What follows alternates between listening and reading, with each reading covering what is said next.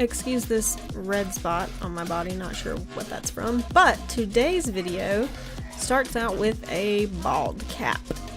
So this particular look was inspired by this video game that my husband and I play together that we have both fallen in love with, at least I have, and am relatively obsessed with.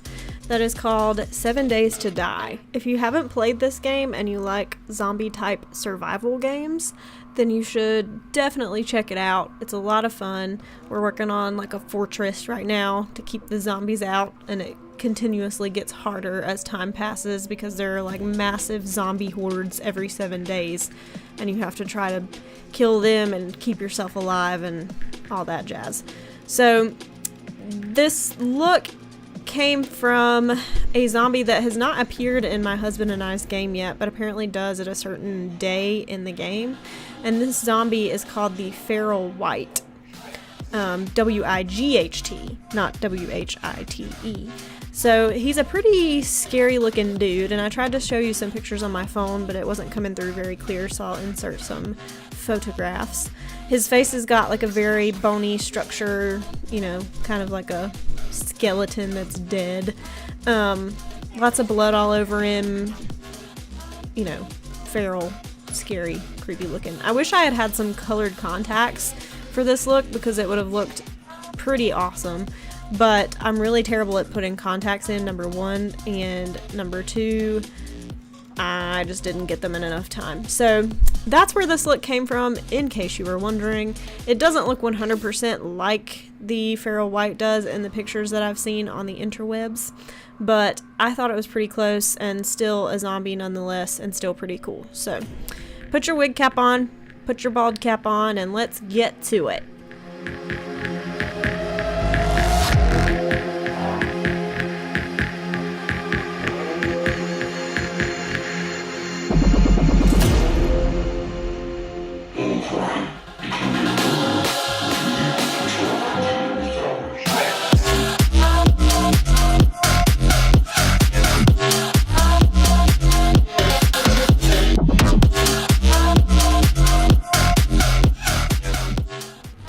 We are going to be using some liquid latex and other sticky items, so I would suggest putting some Vaseline or something along the hairs on your hairline to smooth them back and keep them out of the way so they don't get ripped from your scalp.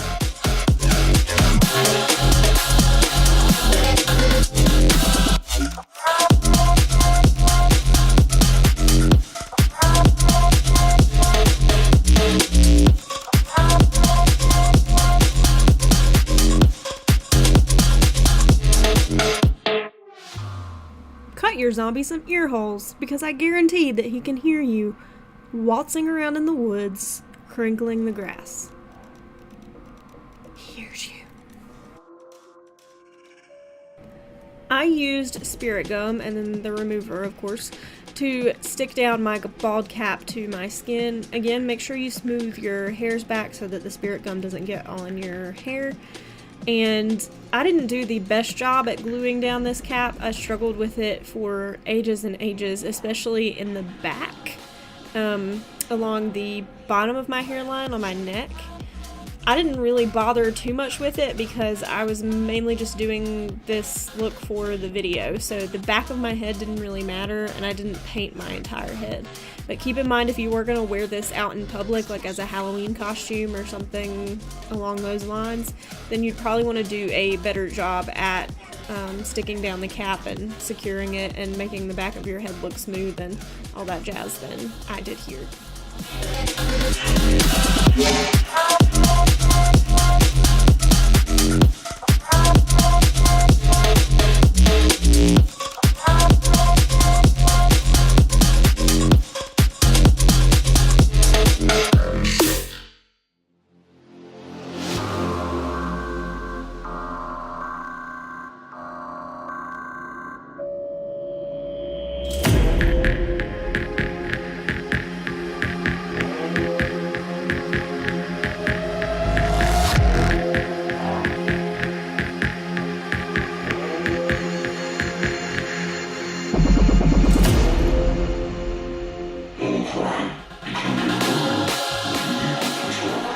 get your bald cap on, then you need to glue down your eyebrows. So what I learned from the last time that I attempted this is, number one, make sure your glue stick is not dried out.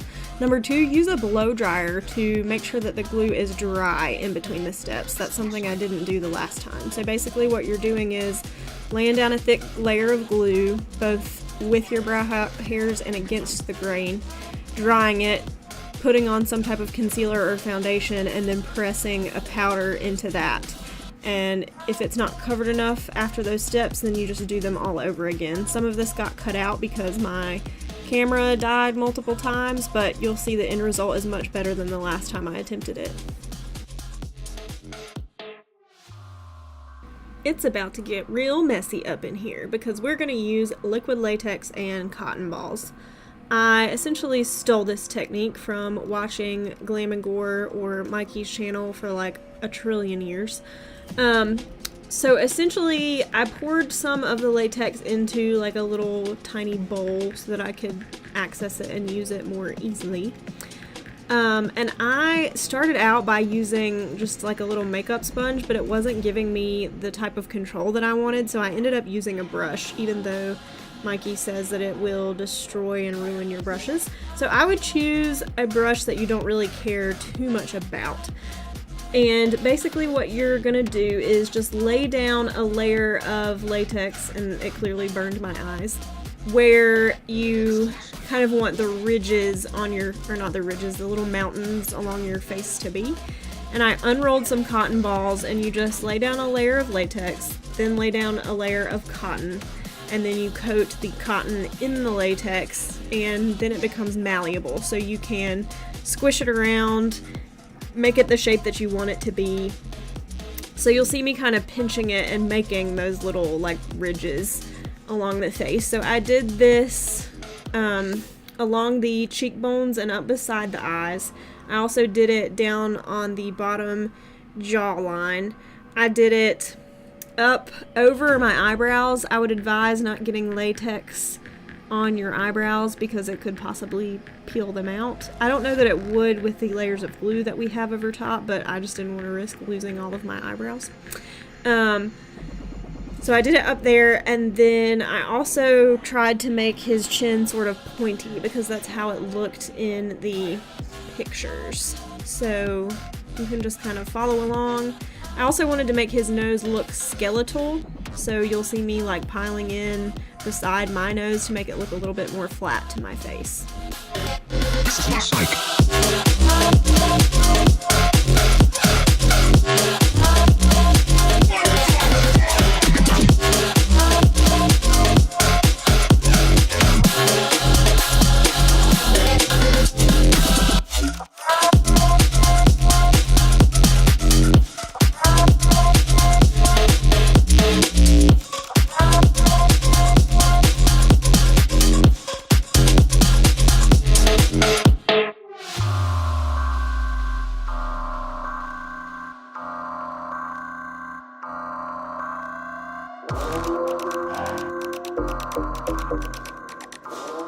After I sort of got the face where I wanted it to and blitzed it with a blow dryer, then I took the strings off my tank top, off my shoulders. I was wearing clothes, I promise. And sketched out where I wanted the areas to stand up on his chest and shoulders. So in the picture, he's almost very like emaciated, so you can see his collarbones and like the sides of his neck and his shoulder blades like poking out of his body where he's been like starving.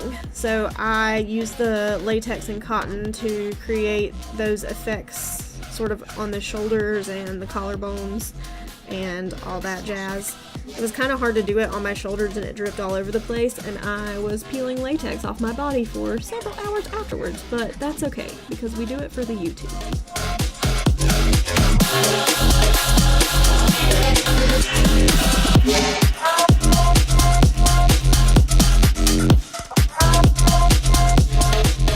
Reached a point where I was happy with all of this. I laid down a layer all over everything of just white cream paint as a base for all of the other colors, and to just make sure sort of the shape of the face was where I wanted it to be.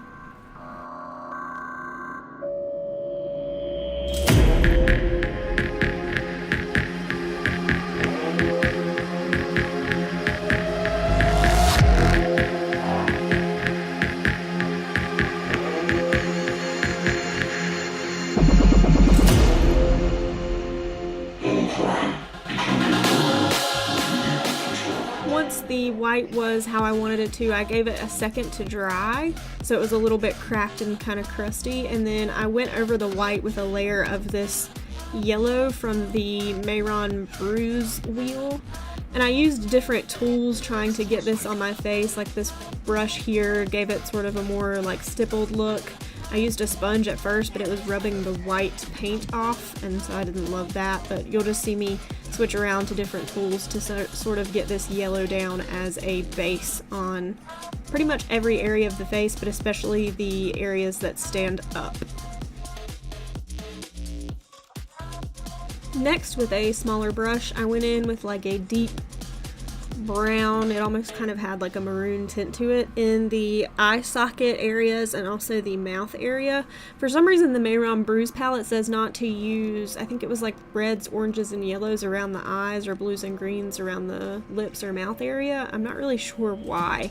If you know, let me know. But I also used the shadow kind of in the hollows of the cheeks and to contour areas that I wanted to kind of appear like they were standing up more. And I also used it on my chest for the same things. And then I took a more detailed brush and drew some red lines, almost like veins that he has on his forehead. These could have stood to be smaller and thinner, but you know, again, hindsight is 20/20.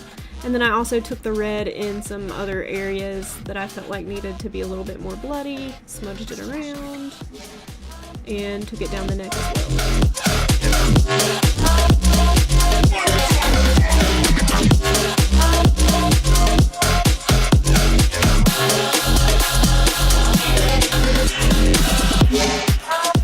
Then I started to go in with the like olive green from the Mayron Bruise wheel and just did some detail work all over the face with that and blended it in with the yellow to give the face dimension. I mainly tried to blend like the yellows and the greens sort of in the higher areas, and then took like the reds and the deeper browns and things of those nature into like the crevices or the hollows. I also took the black from the Mayron Bruise wheel and stippled it all over just to make my skin kind of look decayed. And then off camera I also went into like a palette I got from Walmart and used a blue and just stippled in some areas to make it look like bruising. So I apologize, so much got cut out, but my camera just kept dying. And I guess this should be a lesson to make sure it is charged before I start filming.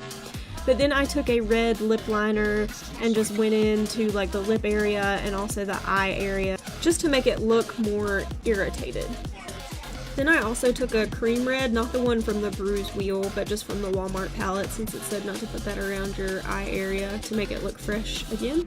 And then I took this gray face powder and just like powdered over some areas just to give like an ashy tint to everything. Now we can use some blood. The consistency of this is more realistic and it's kind of darker and more like thick and gellous, I guess. So I smeared this on my chest and around my mouth, but this kind of is not safe to get in your mouth, so you can use this for aesthetic for the outside, but then later we'll go in with mouth blood. So you may choose to add some zombie teeth. I did. So I ended up just using the top zombie teeth. For some final touches, I added some black eyeliner to my lower waterline, and then I used these blood capsules in my mouth. So I squirted them along my top and bottom gum lines and stuffed them into my cheeks so that it would continue to drain out of my mouth. And then you are finished.